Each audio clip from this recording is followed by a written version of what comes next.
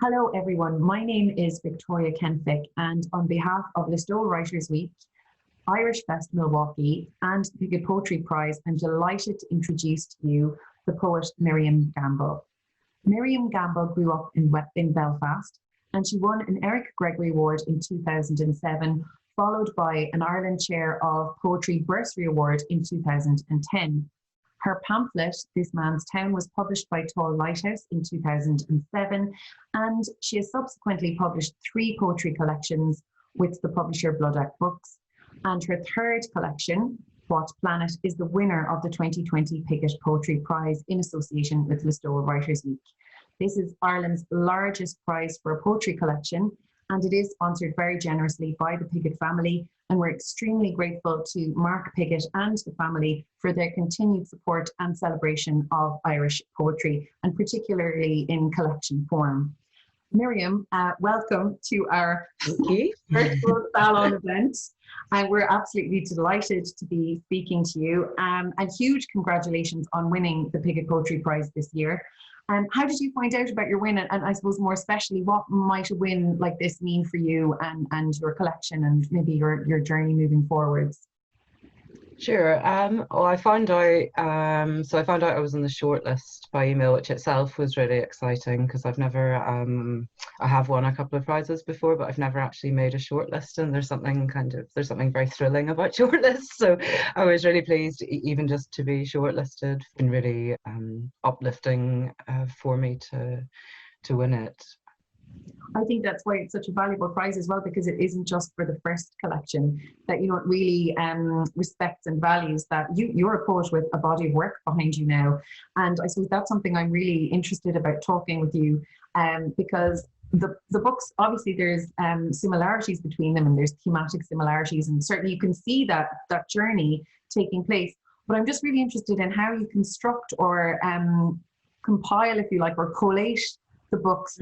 Did the pamphlet, was that very different to obviously the collections, which are much more significant bodies of work in terms of size?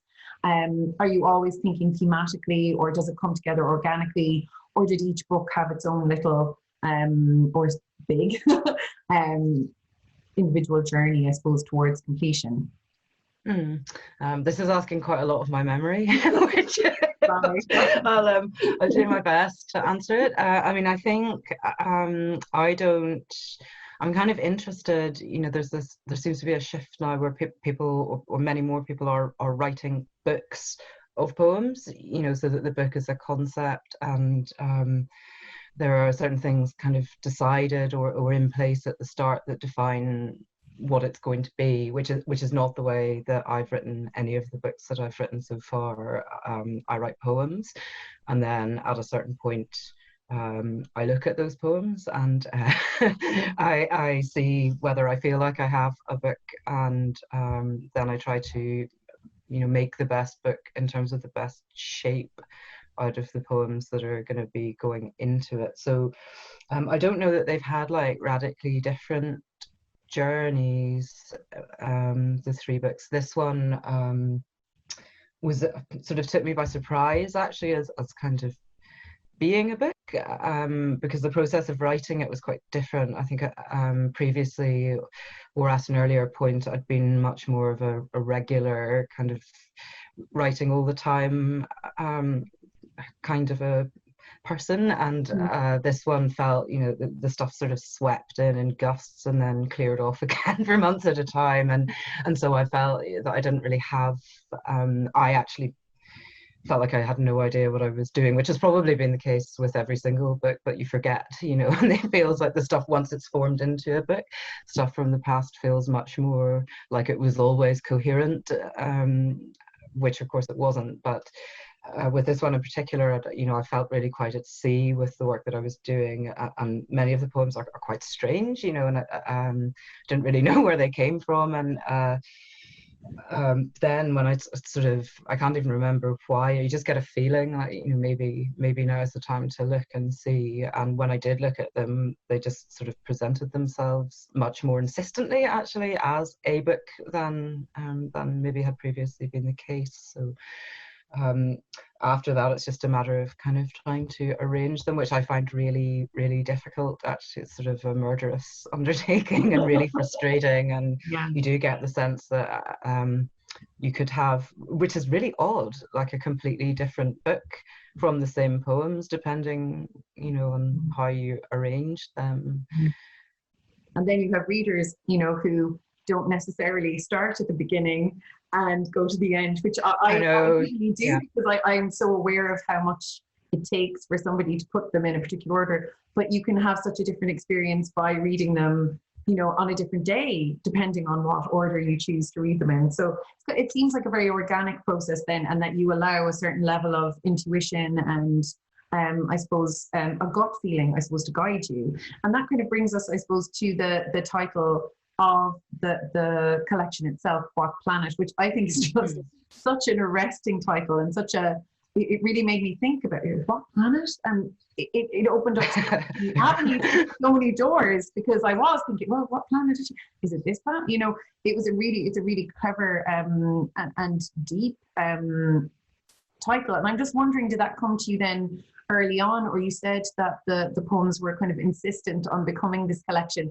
Is that when the kind of title came, or how do titles, I suppose, come about, particularly for collections for you, and I suppose particularly with this one?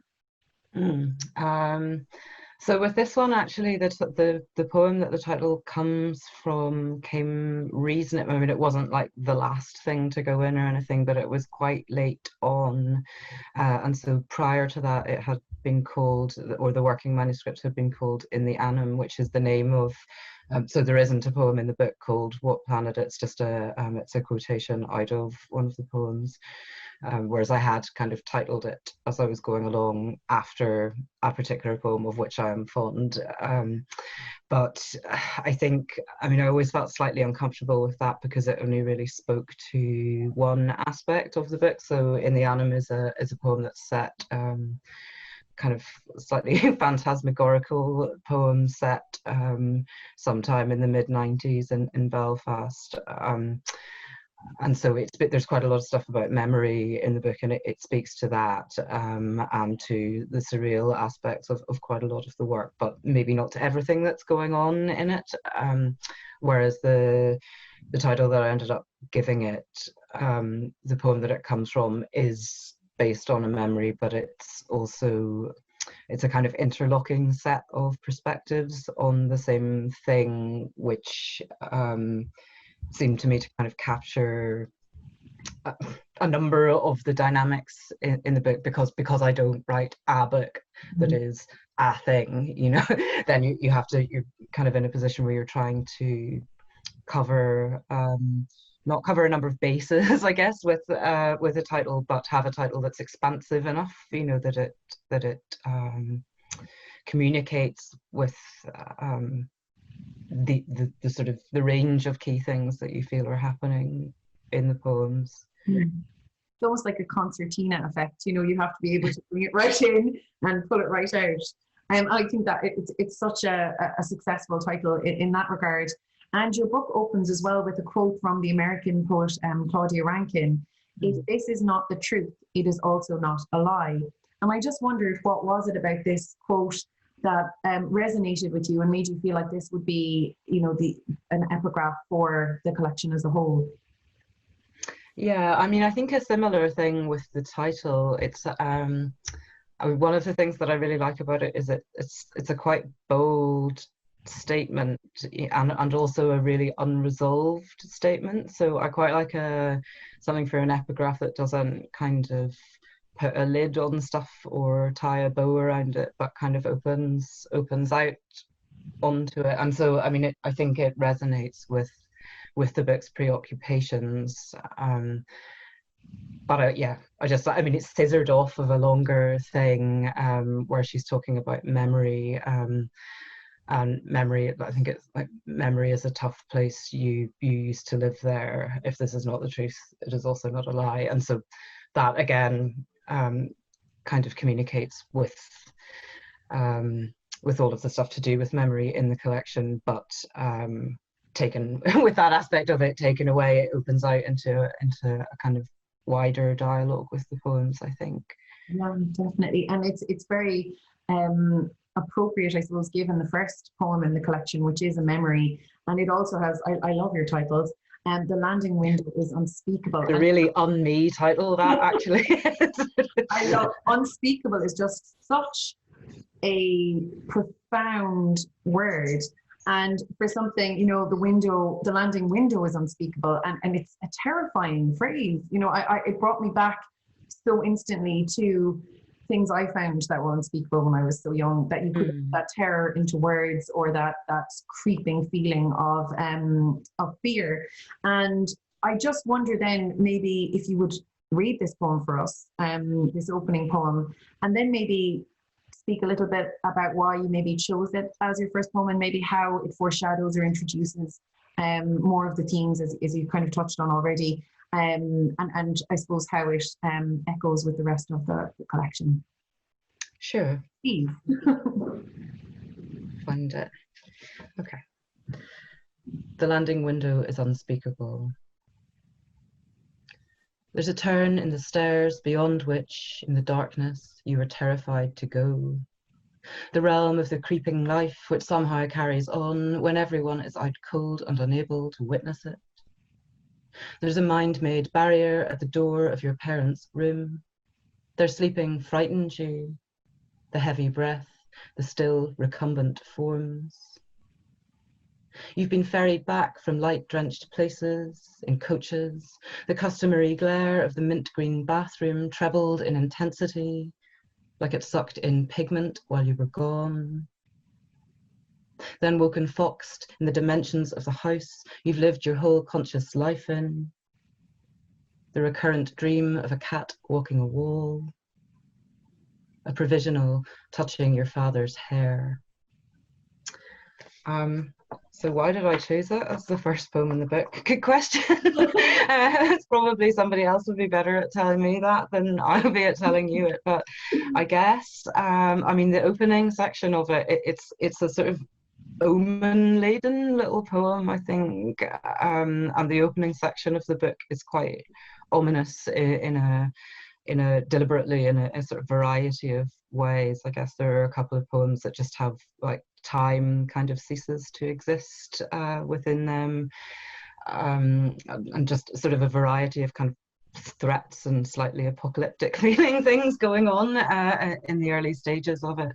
And so I suppose it speaks to that. It's when I was thinking about it earlier on, and there's a poem by Jacob Polly called Doll's House, I think, which struck me that it kind of, one of the types of horror that frightens me the most is like Japanese horror films, like The Ring, or things that are set, or often what is happening within them is happening within spaces that are supposed to be the safest spaces that we have, like in particularly domestic environments, and that there's kind of just, there's something wrong in them, but you don't quite know what it is. It's like a sort of judder or a glitch, that is just unheimlich in a really frightening way.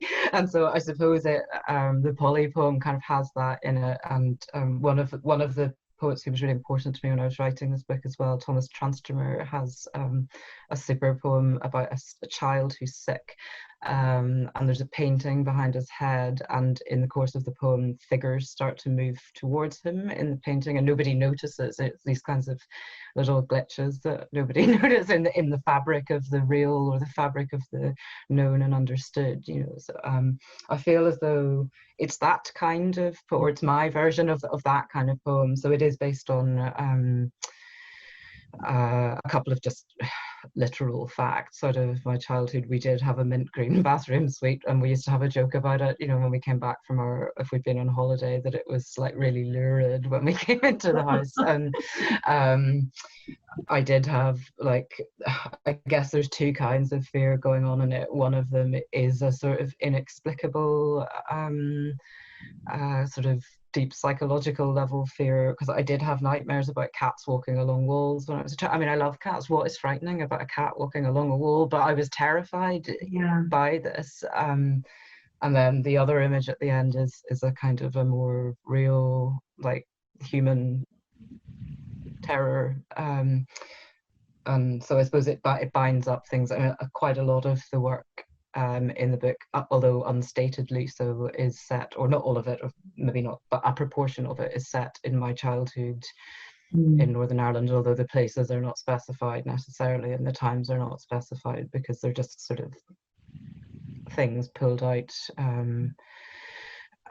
sort of little filmic moments in their own right, I suppose. But Yeah. I don't know if that answers. I've wondered somewhat. I don't know if that answers the question. No, it does give us. It's almost like it's not the right word, but almost like a trailer of like you're given. There's darkness and there's a flash, and there's darkness and a flash, and then you get more information about maybe the development of some of those fears later on as you go through the book. Yeah.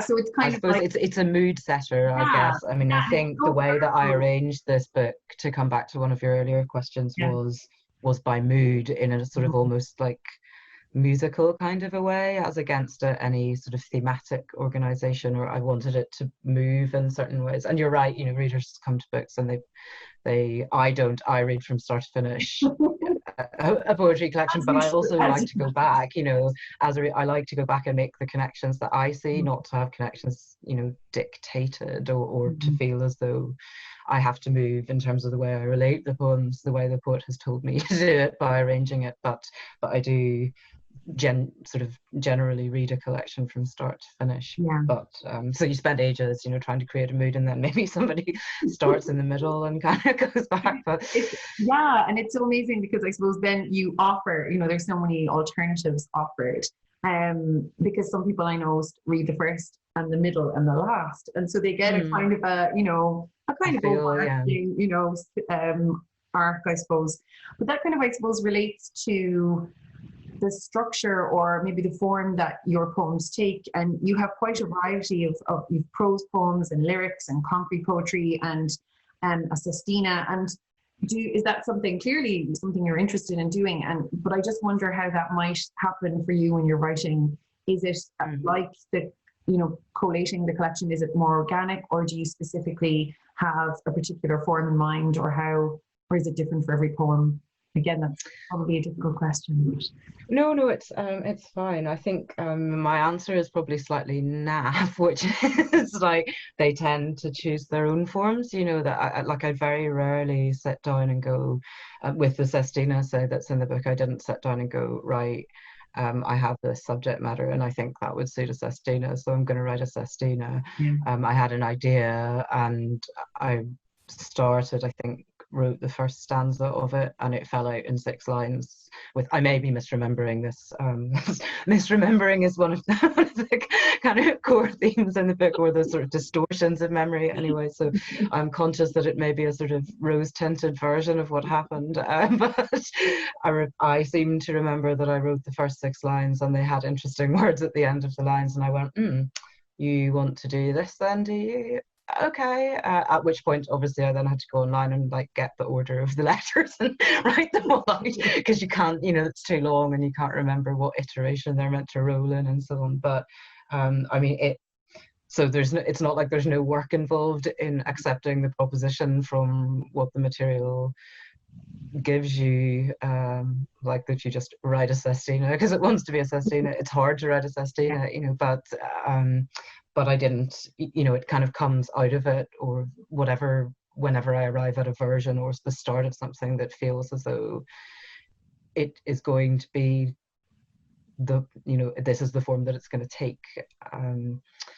It arises out of that rather than a predetermined decision on my part. I think there's only one poem in here, maybe the circle, like the concrete poem, the round poem, the time bowl. I might have, I can't remember if I decided at the start that I would make that bowl shaped, or because that's not really concrete poetry is a really big thing in Scotland, but really not a big thing in Ireland, I think, and not a big thing in terms of my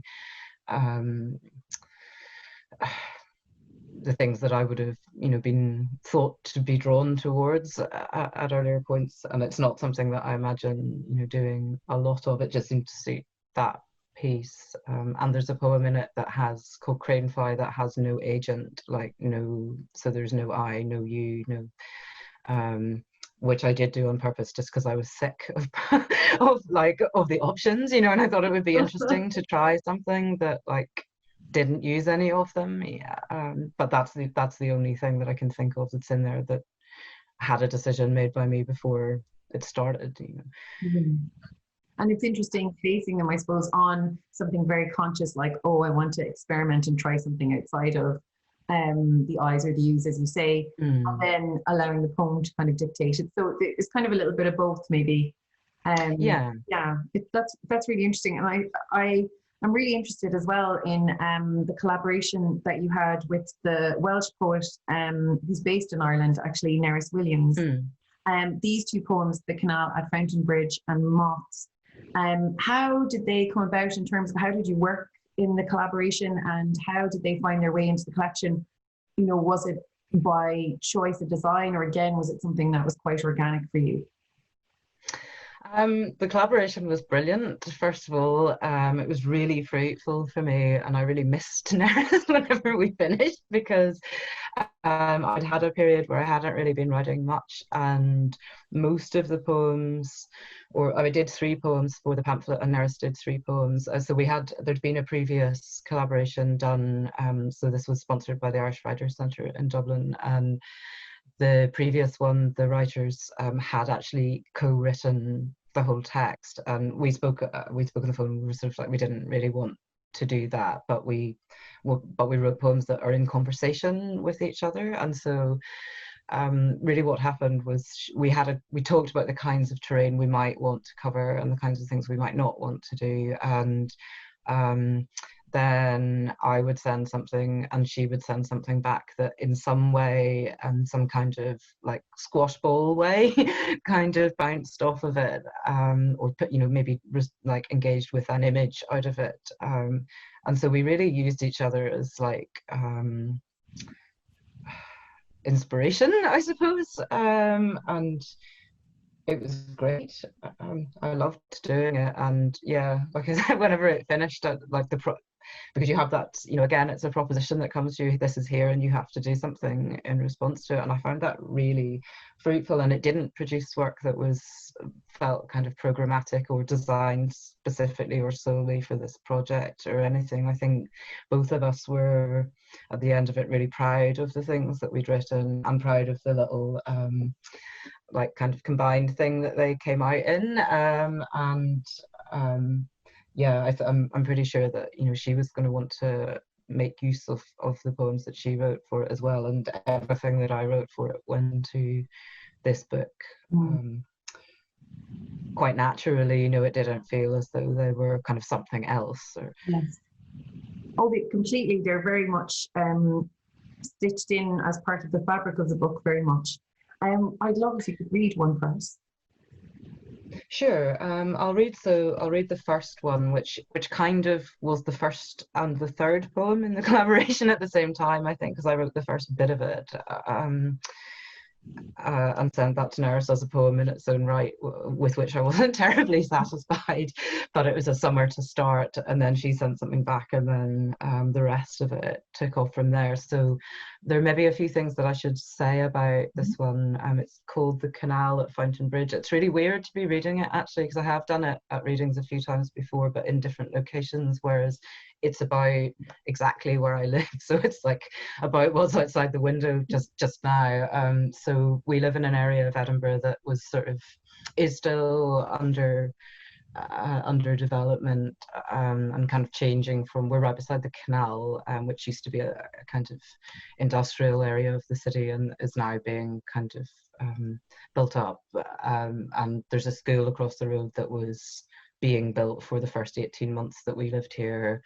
Loads of construction happened on our street as well, so the face of it was constantly changing for the first while, 2 years out of the 4 that we've been here, I guess. And so that's the kind of context for the detail of it, and it also plays a bit with not theories of memory really, but like practices related to memory. So the building of memory palaces, which I think were kind of in vogue, or the idea of them was in vogue during the Renaissance, but they date back to classical Greece and were like a tool for orators to remember their speeches. So they're really weird, you know, that like, and kind of, we'd never be able to do it now, like the exercise of memory that it requires. So they would kind of envisage a physical space like a house, and then they'd envisage rooms within the house, and then they'd envisage furniture within those rooms, and then they would take bits of the speeches that they put together mentally and put them on the bits of furniture in the rooms, and then when they came up to give the speech they would like take a mental tour around the house, and that's how they remembered what they had to say and what order it was supposed to happen in. So probably none of it's necessary, but that's all the kind of backdrop to this. So the canal at Fountain Bridge. The water doesn't flow one way or the other of its own imperative, but takes direction from the wind. It turns back on itself when it counters the lock, peppered moth cut loose from the products of industry. At night, the swans spin on the decks of its currents, and sieve, sleep, sieve, light bulk knocking the rim like bathtub toys.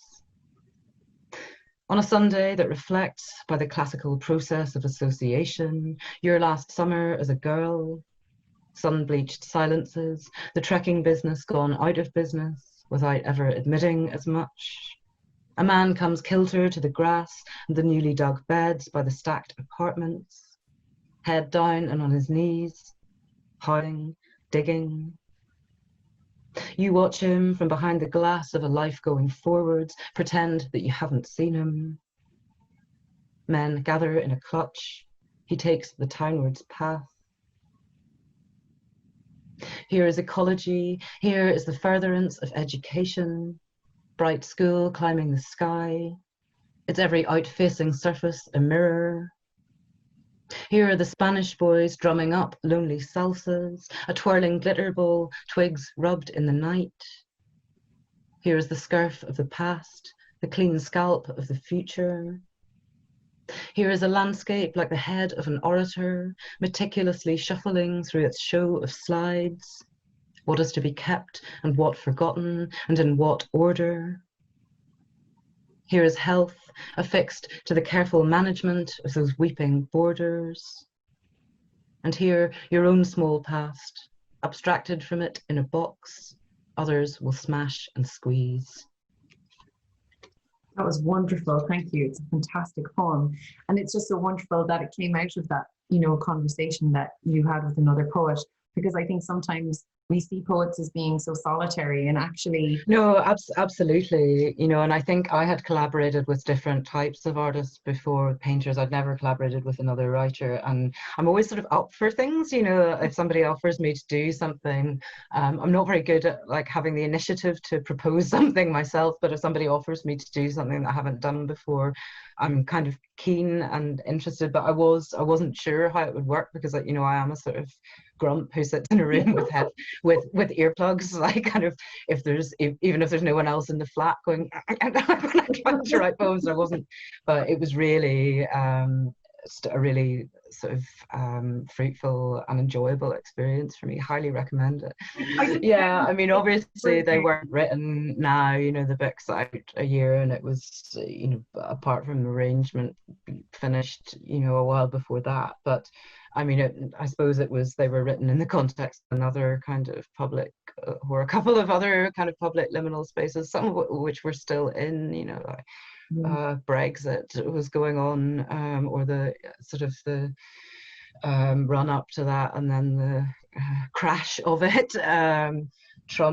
Presidential campaign was going on, and, you know, and then the extraordinary fact that actually that happened, which we're still with, you know, is so there was, I mean, it's partly a kind of like, what the hell is going on feel to some of the poems, I guess, you know, partly that's personal, and coming out of things, you know, that are personal to me, and experiences that are personal to me. So some of the stuff to do with perspective is related to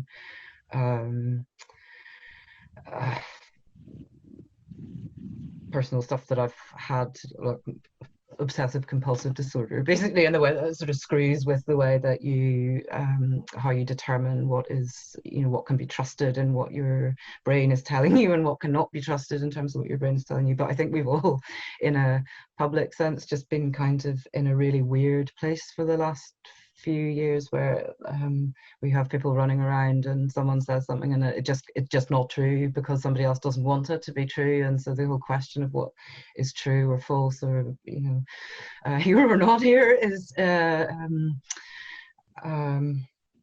pertinent, I guess. Pertinent for me in a personal way, but also more widely in the process of the putting together of this book.